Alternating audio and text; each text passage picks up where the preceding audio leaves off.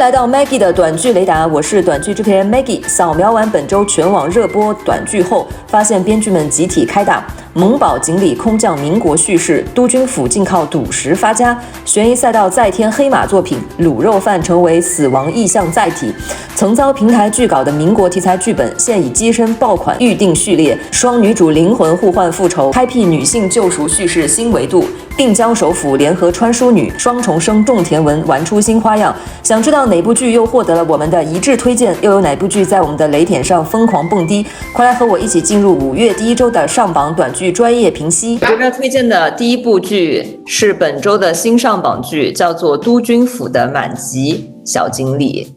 它是一部女频情感萌宝放在民国的一个剧。它的设定是这个小朋友是一个萝莉。他是被督军府的督军给收养了，是给督军的儿子来冲喜用的，就是他儿子生病了，假装结婚就可以冲喜，有这么一个说法。然后呢，就把这个小朋友给娶进家门了，就当做一个女儿在养。结果这个小朋友呢，就是特别的有锦鲤的，就是特别能带来运气，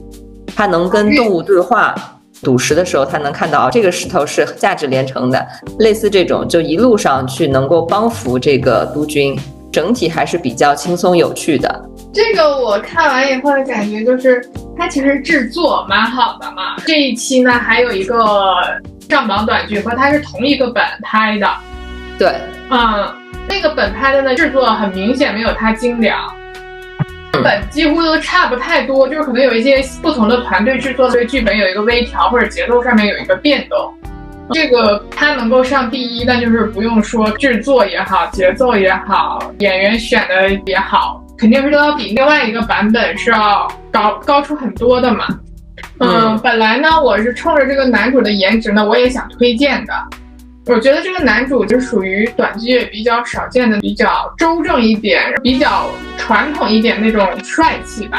但是呢，有一个小情节，就是这个男的因为丫鬟对他就很不重视，就被这个督军给发现了，这个督军就直接把他给毙了。所以这一点我觉得挺雷我的，有损他的形象。其实对，因为将军你口口声声的说是为老百姓为天下的人民去谋福祉嘛，这个男主他立的形象就是说我要为老百姓去募集军粮，不让他们忍冻挨饿又怎么样的。那这个丫鬟她不是老百姓吗？请问丫鬟她只是吃力眼一点了，她至于犯了死罪吗？你直接掏枪就把她给崩了，她又没有杀人放火，对吧？这个将军人设和他的行为我觉得蛮割裂的。我觉得这可能是从导演到编剧的处理不得当的问题。其实这块是非常容易改的，就是一个小小的细节问题，但是没有人提出这个问题。对，刚才你提到的那个剧，我们这里补充一下，是第21名，叫做《督军，你家奶团子又锦鲤附体了》。男生选的确实没有这个要帅，而且那个服装有点拉垮，就是感觉那个男主撑不起来衣服的感觉。主要是这两个同时上了。如果单纯的提出来本月就这么一部剧，那可能上的比较前面，主要是有一个比较强一些的对手。有可能。对，然后我也想提一下我这边观察，应该是这2-3周以来，我感觉有越来越多的民国戏出来了。大概半年甚至半年多以前，我们之前有做过民国的剧本，平台方就会说民国的本子不行，民国这个剧从来都没有报的，不收民国的剧本。可能那时候的表现确实不好，但是很神奇的是这1个多月开始民国戏开始变多了，而且会上榜的戏变多了，而且它的爆款率好像还不错。对，下一部我推荐的剧叫做《无敌傻僧下天山》，这是本周新上榜一部剧，它是都市萌宝，其实它不太有男频和女频的属性的这么一部剧，再加上武侠。对，我们也想提一下，以我这1个半月以来的观察，现在武侠剧也挺多的。对，它是武侠题材。我想说的点就是，我们经常以前走的是叫带球跑，2个男女分开了之后，他们生了个孩子嘛，萌宝去撮合父母。但在这个故事里呢，这个萌宝是撮合父女，傻僧呢有种就是扮猪吃老虎的那个味道，反正还挺有趣的，有很多的武侠打斗的这些情节。做萌宝撮合父女的这一类故事好像还不太多，所以我觉得这个片子我是推荐的。它没有达到我推荐的那个点吧，我觉得那个和尚的说话呢有点像太监，有点加腔加调的，这只是我的感觉。它的整个的制作剧本就是很标准的一套短剧的风格吧，就是情感先压抑，然后上扬，压抑上扬的那种。没有什么雷点，只是我自己不是很喜欢，但是可以看。这部剧它没有明显的男女分，是因为它首先有萌宝元素，那女性天然比较喜欢这一块，会吸引一部分女性的观众，然后加上武侠题材，这个傻僧去扮猪吃老虎这个东西又很像是男频的东西，所以我觉得它是个很好的结合体。推荐3刚才说过了，就是那个同一个 IP。我推荐的第4部叫做《前男友的保质期》，它是一个女频都市悬疑的剧。我们之前其实聊的悬疑剧并不多，包括可能前几年来看到的好的悬疑剧都不多，所以我想单独的把这个剧提出来讲一下。它的一个钩子就是这个女孩的所有前男友都是因为吃完卤肉饭之后就莫名其妙的死了，有一个强烈的一个钩子。还有一些很诡异的元素，比如说他的老妈，所有的剧作层面都是写的好像他妈妈有什么问题，因为这个卤肉饭是他妈妈做的，结果后来他的妈妈也是死掉了，在临死之前的前一夜做了些很奇怪的事，就是半夜跪在那边对着一个所谓的空门在那不停的磕头，就这样死掉了。这是一个很诡异的现象。这部戏我印象中好像是45集，其实还是同样的一个问题，如果作为悬疑剧的话，很难撑到现在标准的65到80集的这个集数。但是我觉得这个还是想提出来去讲一下，因为是比较难得的能看下去的悬疑剧。如果是海外要改编的话，其实可以把这个大钩子再加上一些恐怖的元素，加一些海外本土的东西，我觉得这个剧就会更有意思。下面推荐的第5部叫做《云淼》，那它还是异于多吃剧，所谓的一个 IP 多个团队去拍。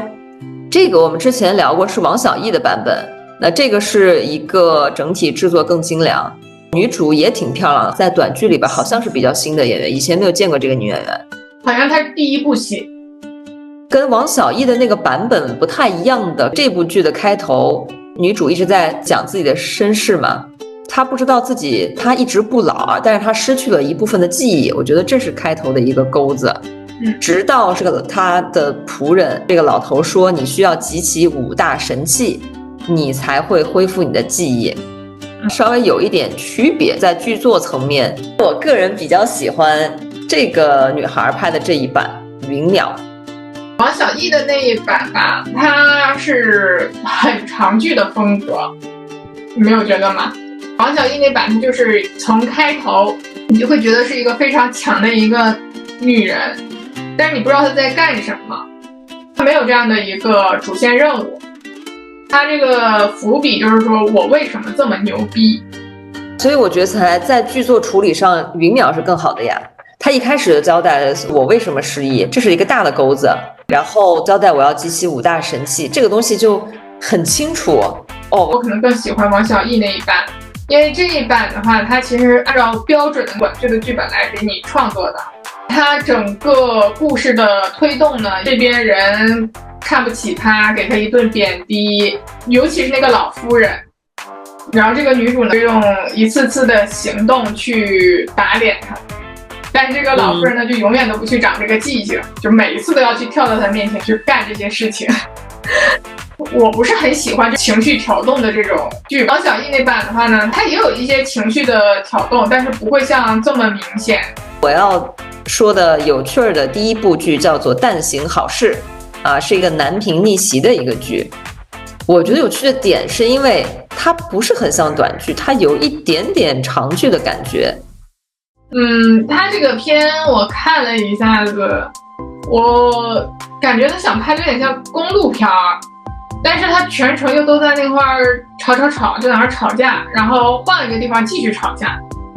但是也能上到榜4，所以我觉得非常神奇这个片子。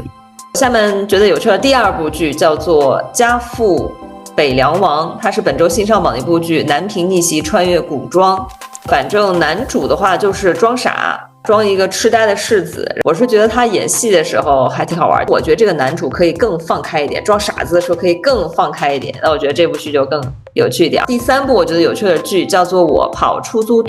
多年强一点点怎么了》，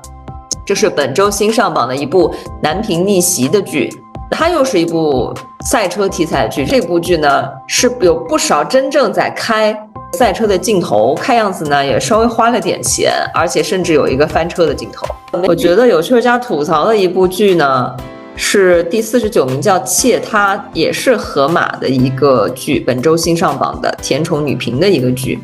这个男主叫李九龄，他是一个横屏短剧的男主，我之前还看过他的这个剧，我不知道他什么时候开始演竖屏了，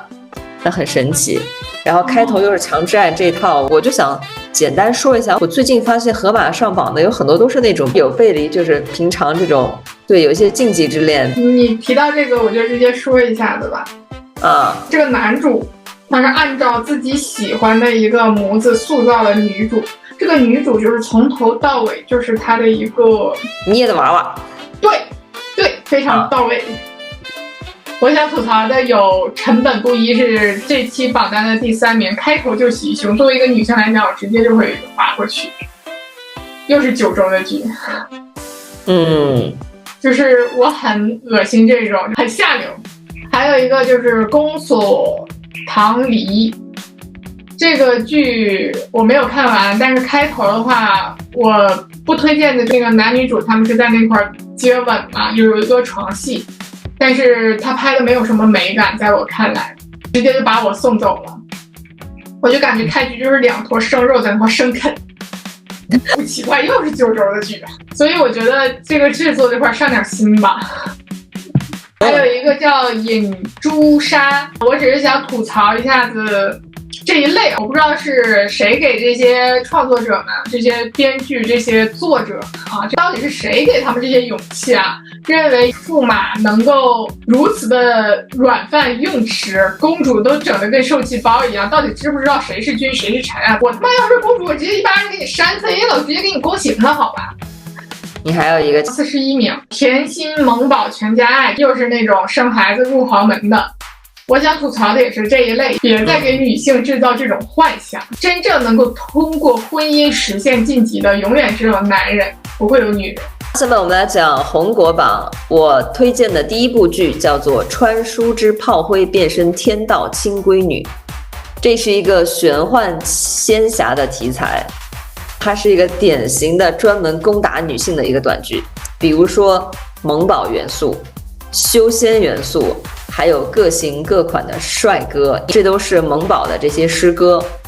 这个故事呢，就是说萌宝是一个气运之子，他是能带来好运的，他的师哥和师傅是能够偷听到他的心声的，他等于说就给大家给开挂了，大家就能知道这个女反派到底要做哪些，他在偷大家的气运，他在干各种坏事儿。这个反派也是不错，从第1集作妖做到最后1集，他把整个反派作妖的东西做到了极致，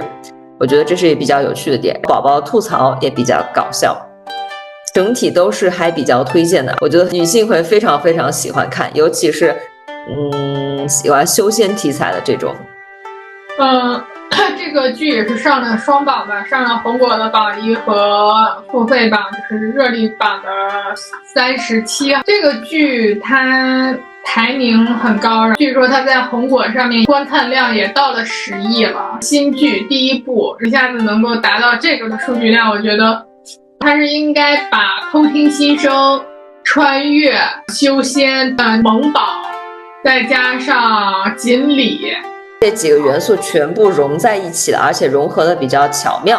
对，我觉得他应该是把这几项都做到了极致嘛，再加上那个男女反派这个人物，他也是做的比较极致化。我觉得他应该是这个原因让他的数据非常好吧。当然你说的制作层面啊，也是肯定可以的，因为这几个男的，我觉得在短剧里边已经是长得蛮周正、蛮好看的了。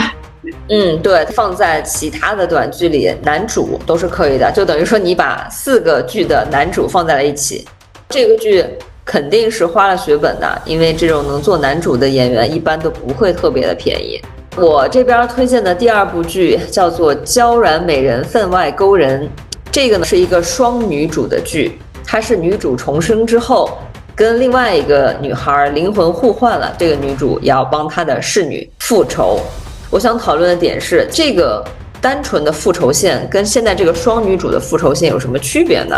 那么我们作为了一个对比，都是讲同样一个复仇的故事，我觉得区别的点，第一个在于双女主的元素，女主互相救赎、互相成长的这么一个元素。原来如果女主一个人复仇，那她有很多东西，要么就通过你的画面去展现，要么就是通过女主的心声，那这样就比较单调。但是加入了灵魂互换这个双女主的元素之后呢，小白花就会问女主你要干什么，你这么做的目的是什么。那这样子就把女主的目的包括他们互问互答嘛，去教这个小白花，这样子就完全非常巧妙的通过这种设定来做出来了，非常聪明的可以学习的一个方式。这部剧呢也是我比较推荐的一部剧嘛，我看起来的感觉这部剧就是女性互助，即使他们2个也在斗另外一个女人，但是瑕不掩瑜吧。我下面要推荐的第3部剧叫做《代种田系统嫁病娇首府日日被哄》这是一个古风女频穿越的这么一个剧。就女孩是重生了，她带有金手指，这个金手指是叫灵泉，就等于说有魔力的泉水吧，可以这么理解。然后再加上双穿越，再加上种田文，再加上男主养成系，他把这个病娇的男主慢慢扶起来，扶上位。女主的设定呢，她是一个现代人，看过整本的小说，所以她的视角是一个上帝视角，她穿越了，来到古代的饥荒年间，想要活下来。于是呢，找了一个归宿，她没有像原著一样找了老2，而是嫁给了病娇的老大。这个有趣的点就是老大他其实也是穿越者，但是他只是书中的这个穿越者，他是重活了一世，所以在这一世里他不想被家里欺压，他不想被家里吸血，所以呢他就跟女主走到了一起。这是2个视角，我觉得这个还蛮有趣的。还有一些其他的优点比如说人物比较鲜明吧，女主又活泼又泼辣，比较很会怼人，老公呢又明事理，也顾家也爱老婆，婆家呢就是吸血，一直吸这个老公的血，还有她的老公的2弟就是不学无术，也是一个吸血虫，里边有很多很多怼人的情节，就是会让人感觉很有趣而且很爽，这就是我推荐的一些理由。下面我觉得一个有趣的剧叫做《7月半鬼娶亲》，这是一个古风言情的剧，一会儿是灵异的古风，一会儿又是校园甜美，一会儿又是中式恐怖，是好奇怪。视角嘛，一个是从女孩的视角，一个是从那个男主的视角，这是双视角在展现这件事情。我还有个推荐的，风风火火的他，我感觉这个是家里家外的一个廉价版的翻版吧，它的故事有7、8分的相似，但是它制作上还是没有家里家外好。它也不是个方言，就是这么个情况。基本上你看过家里家外的话，喜欢他这个风格，这个风格应该也可以接受。再补充一下，这个还是听花岛的剧。还有一个吐槽的剧叫《娇婴》，她想走乖乖女的那种路子，但是吧，这个女的在勾引她妹妹的未婚夫的时候，她整个的那个表现就跟那个小太妹发情了一样。